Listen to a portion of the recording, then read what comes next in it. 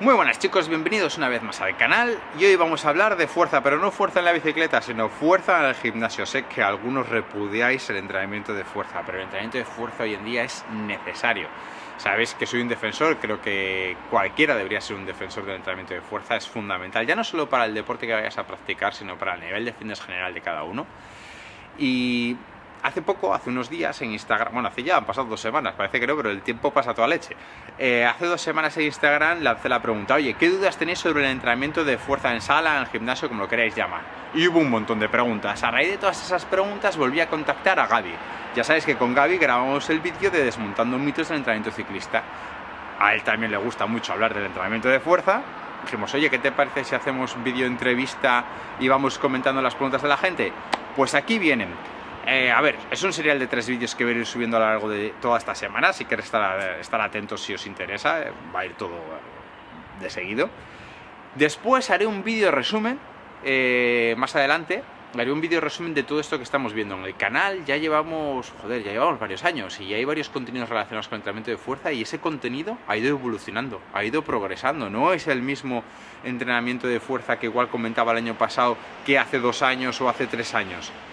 Porque al final no hay verdades absolutas, hay que estar siempre aprendiendo, siempre viendo hacia dónde van las nuevas tendencias, siempre abierto a aprender y a mejorar y a progresar. Y eso es lo guay también de todo esto, que es... Alguno lo vive como, joder, es que parece que no hay fin. Bueno, entre comillas podemos decir que no hay fin, hay cosas que cambian. Hay ideas también que tenemos muy asentadas de los tiempos por los tiempos de los tiempos y de los siglos también. Y muchísimas cosas están cambiando y están cambiando muy rápido. Y sobre todo están cambiando para aquellas personas que estén abiertas a tener nuevos enfoques, a aprender cosas nuevas y demás. Ahí lo dejo. Sé que tengo pendiente un vídeo de cadencia que os he dicho que voy a hacer.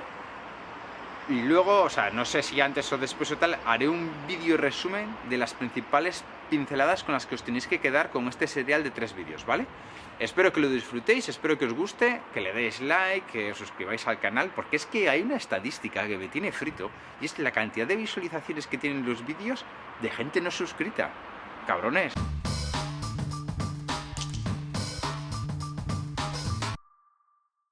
Muy buenas, estamos una vez más con Gaby y hoy vamos a hablar de fuerza.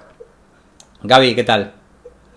Hola, muy buenas a todos, saludos de nuevo al canal y sobre todo a todos los que visualizáis este maravilloso canal que sin duda será la referencia influencer del ciclismo en YouTube, totalmente convencidísimo. Ahora, ahí, muy bien. Oye, una cosilla, cuando hicimos los vídeos de desmontando mitos, hubo una parte, entre comillas, sensible, bueno, no sensible, sino que hablamos de fuerza desde unas nuevas perspectivas y aquello generó bastante debate o bastantes dudas.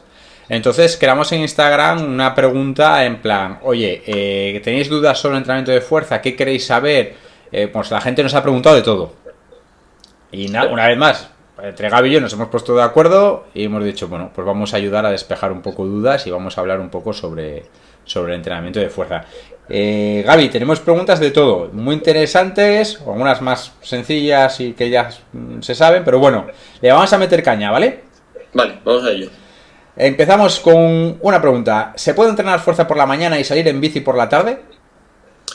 Mira, esto es una de las grandes cuestiones o preguntas que se hacen muchos cicloturistas que comienzan o ciclistas que empiezan, ¿vale? Tradicionalmente siempre se ha tenido un concepto negativo del entrenamiento de fuerza, ¿vale? Si es cierto, si nos vamos a la literatura científica, nos vamos a la referencia, la evidencia apoya totalmente el uso del entrenamiento de fuerza dentro del rendimiento. Ahora, en el mismo día, ¿vale? Donde ya se genera cierta controversia, porque la clave aquí hay varias cuestiones. Por un lado, habría que controlar la fatiga que se genera con el trabajo de fuerza, que ahora más adelante se podrá ahondar en ello. Pero, sobre todo, ¿cómo lo enfocaría yo? Yo lo que enfocaría sería el día que se haga trabajo de fuerza, a no ser que haya otro objetivo dependiendo de la disciplina u otro tipo de adaptaciones que se quieran buscar. El día que tengas trabajo de fuerza, plantear luego a posteriori una sesión de fondo, ¿vale? Normalmente esto que se le dice de combinar trabajo de fuerza con el de resistencia el mismo día es lo que se le denomina entrenamiento concurrente, ¿vale? Y la literatura nos viene a decir que lo ideal sería a nivel de recuperación dejar entre los 24 horas entre ese estímulo de trabajo de fuerza y estímulo de resistencia, pero si bien es cierto que dentro de los estudios que se abarcan nos dan un margen en torno a las 2, 4, 6 horas entre sesión. Muy importante cuando se hace ese trabajo de fuerza luego a posterior nivel nutricional también poder complementar con algún tipo de bebida recuperadora o algún aporte de hidrato de carbono y proteína, ¿vale? O también, si se quiere buscar a lo mejor un cierto trabajo de fuerza que ayude a generar cierta depleción de glucógeno, hacer como una especie de entrenamiento con depleción de glucógeno. Sería algo parecido a hacer el entrenamiento en ayunas, pero si es cierto que con el trabajo de fuerza, acabarte todos los depósitos de glucógeno en una hora de sesión que normalmente hace un ciclista, se hace bastante complicado de pensar. Sí. ¿Vale? Entonces, ¿qué se puede hacer? Sí se puede hacer. Lo ideal, que se mantenga o se cuantifique muy bien o se controle la fatiga de sesión de fuerza y luego posteriormente que se haga esa sesión de ciclismo con un intervalo de tiempo entre medias, que no se haga consecutivo. Esto tenemos que tener a veces quizá en la cabeza un poco hablar más que de sesiones o de entrenamientos, hablar de fatiga, de carga de entrenamiento, que la gente empiece a tener esos conceptos en la cabeza a la hora de medir esas cosillas. Vamos a por otra. Bueno, en este caso nos hablan de que nos parecerían 2 sesiones de gimnasio a la semana y que se podría trabajar en esas 2 sesiones de gimnasio. Vale, principalmente, fijaros, lo de las sesiones de gimnasio, a nivel de literatura, ya trabajos de en torno a 2-3 sesiones a la semana de fuerza combinado con el trabajo de resistencia suele aportar mejoras, sobre todo cuando se utilizan cargas altas o submáximas, controlando obviamente lo que es el fallo muscular y sobre todo ese aspecto. ¿Qué enfocaría? Aquí la clave, y yo sé que aquí a lo mejor mucha gente, es que siempre dicen depende, ya, pero es que no puedo decir realiza sentadillas, realiza peso muerto, realiza tal. ¿Por qué? Porque habría que hacer una valoración primero funcional de la estructura del sujeto, cuáles son sus deficiencias. Y lo mismo, tenemos una valoración en ciclismo a nivel de test, por ejemplo, para determinar perfiles de potencia o un umbral o una curva de potencia, lo mismo pasa en trabajo de fuerza. Hay evaluaciones que son más cualitativas, que van en base a la calidad de movimiento, y luego valoraciones que son más cuantitativas, que van en base a las métricas de rendimiento de fuerza. Entonces, lo primero que habría que hacer es una valoración, y aquí se va a abrir un mundo muy interesante, puesto que aquel que no esté viendo y esté haciendo su inmersión dentro de la literatura o leyendo libros de entrenamiento de ciclismo, cuando se ponga a leer entrenamiento de fuerza va a ver que es un mundo igual o incluso más complejo aún todavía. Sí, es un mundo amplísimo. Entonces, claro, ¿qué es lo que enfocaría aquí? A ver, la literatura, siempre es cierto que cuando te vas a los estudios te plantean trabajo de 2 o 3 ejercicios, los típicos sentadillas, peso muerto, prensa 45, sí. Que son los que se utilizan y demuestran mejoras. Pero claro, tenemos que ver qué sujetos son los que hacen esos estudios, cuánto tiempo es esos estudios, con cuánta precisión se han hecho esos estudios, ¿vale? Sí. O sea, desde el punto de vista práctico no podemos decir, tienes que hacer estos ejercicios.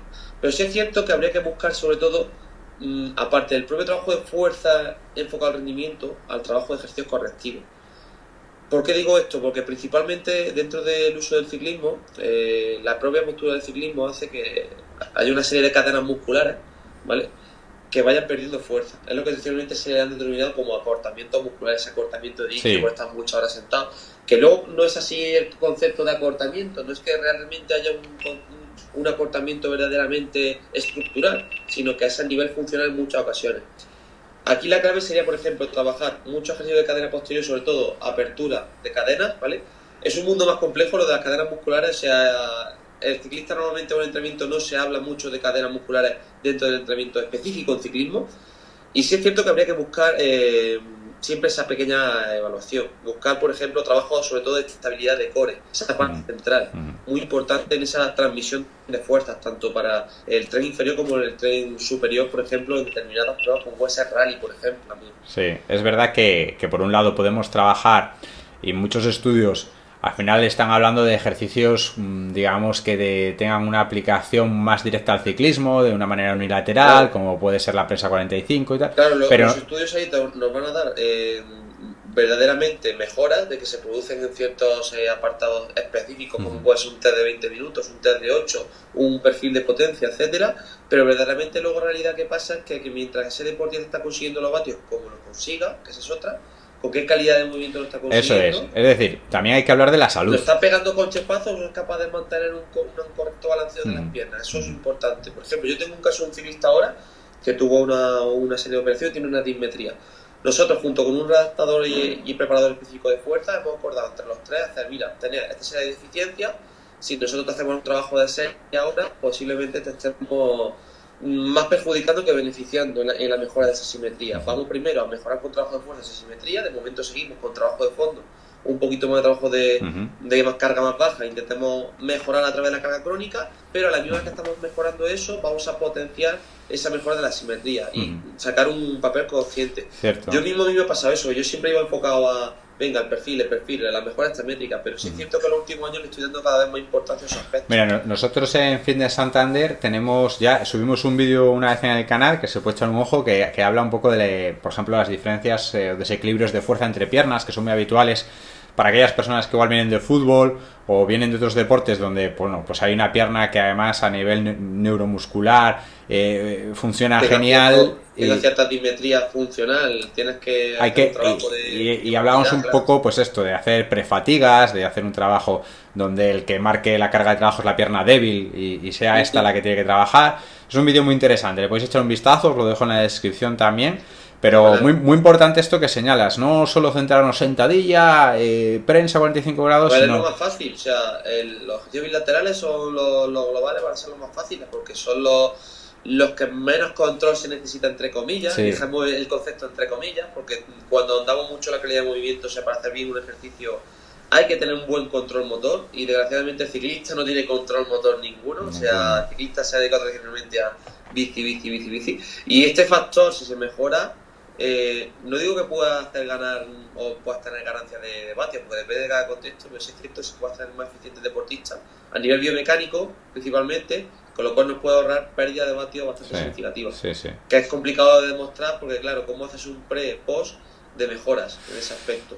En biomecánica sí es cierto que se utiliza, y sobre todo salud. El objetivo para el cicloturista que lo pueda medir él mismo es lo complicado. Sí, pero sobre todo tiene que pensar que está invirtiendo en salud a la hora de tener desequilibrio. Si sigues acentuándolos, llegará un momento que cada vez estoy convencido que el papel del redactador o el preparador especialista en acondicionamiento físico en fuerza en ciclismo va a tener una mayor importancia. O sea, nosotros, por ejemplo, cuando estuvimos en el Coaching Summit de Manchester con Javier Sola, Raúl Celdrán, Luis Jiménez o Benito Flores, grandes entrenadores todos ellos, nos dábamos mucha cuenta. Por ejemplo, teníamos un taller específico que hablaban, o sea, ellos no se fijaban tanto en la velocidad o la cuantificación de métricas, sino en la calidad. Y verdaderamente muchas veces estamos muy equivocados erróneamente, que queremos meter kilos, queremos meter números, y lo primero debe ser esa calidad de movimiento. Y somos muy ignorantes en la calidad de movimiento. Yo mismo lo reconozco, o sea, tenemos que formarnos mucho más. Tengo un dicho ahí, Gaby, que yo creo que lo resume muy bien a veces para cuando la gente va al gimnasio, y es: el ego no se mide en kilos. Eso es. Aprende la técnica, haz bien el ejercicio.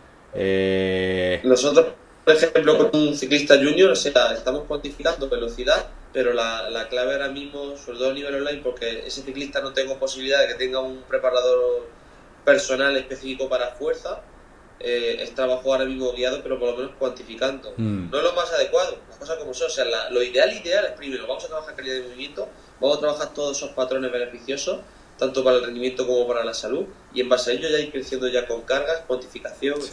Sí, a mí muchas veces aprovecho un resumen muy pequeño. Yo a veces en Instagram igual he puesto una parte de una sesión de 1 hora, igual he gastado 5 minutos en ejercicios de propiocepción, muy sencillos, son ejercicios pues para mejorar y hacer trabajar otros músculos que igual no haces trabajar en los ejercicios, como puede ser flexores de cadera y demás y tal.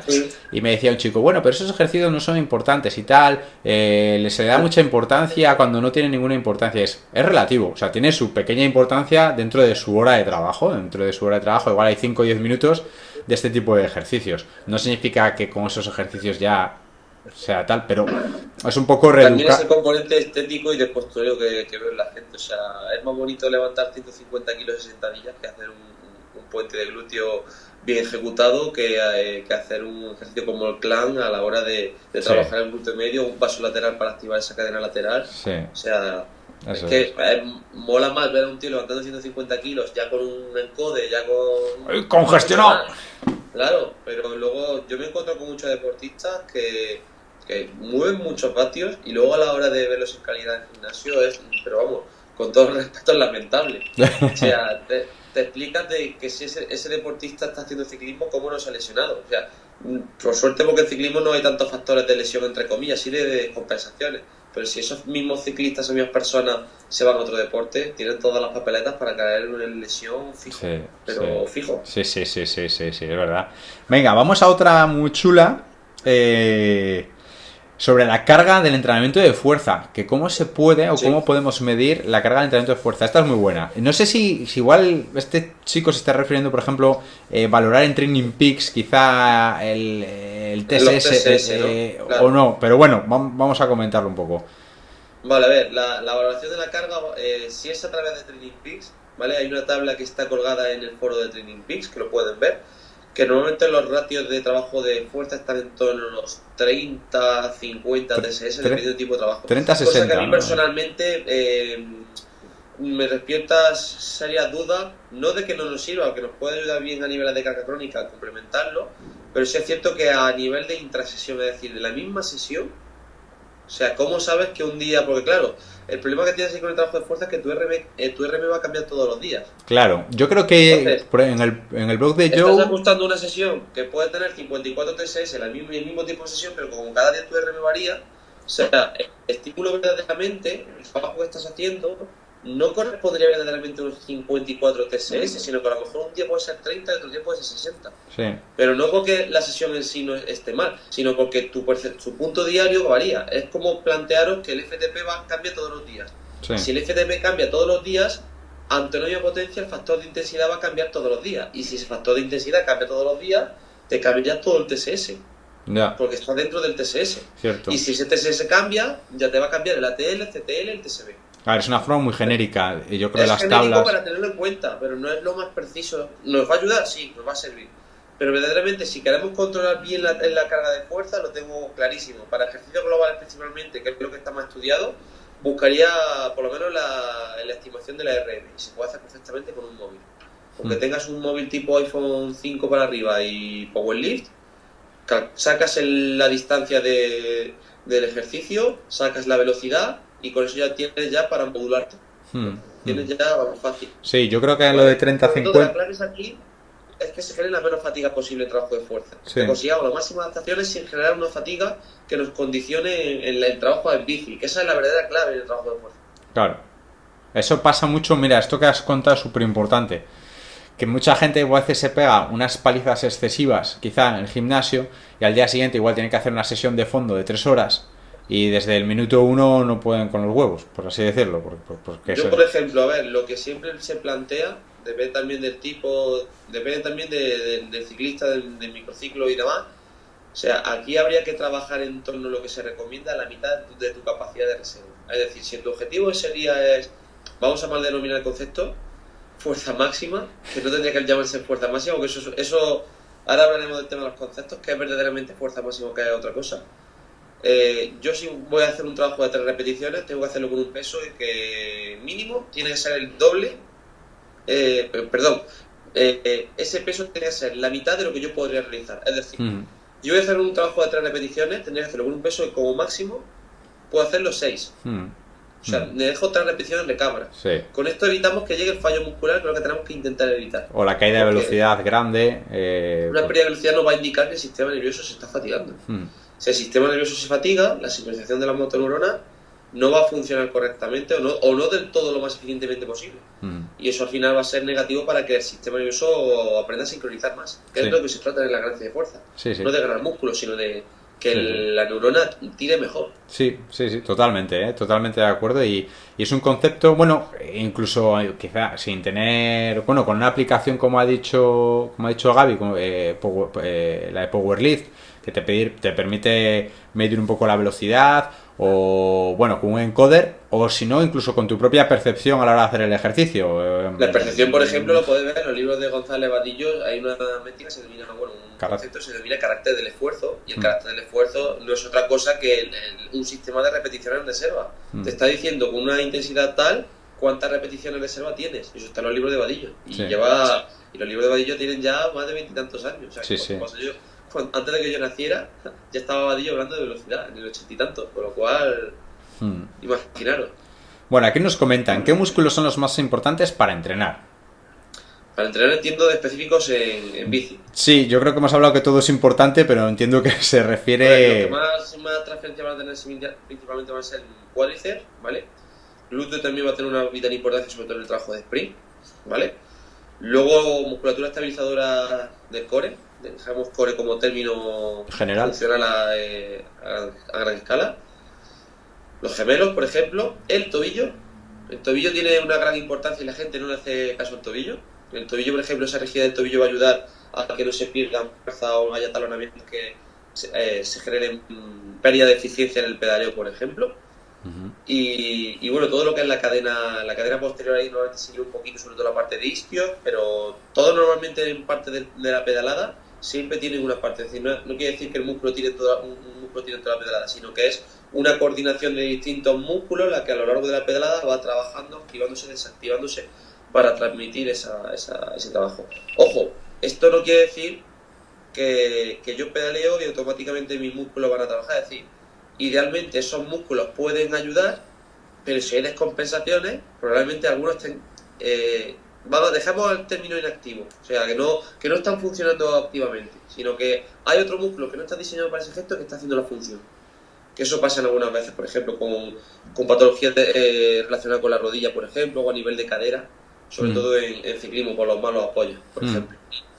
Y sí es cierto que principalmente son músculos. Luego, obviamente, depende bastante, pero principalmente toda esa rama de músculos son los principales. Hay mucho más músculos, o sea, no estamos entrando dentro de esa o sea, vamos a ver. Sí, lo que, bueno, como estabas hablando al principio, al final es una cadena. Una cadena significa que está interviniendo muchos músculos, no son músculos aislados. Espero que os haya gustado mucho esta parte. Nos vemos en el siguiente vídeo. Chao, chao.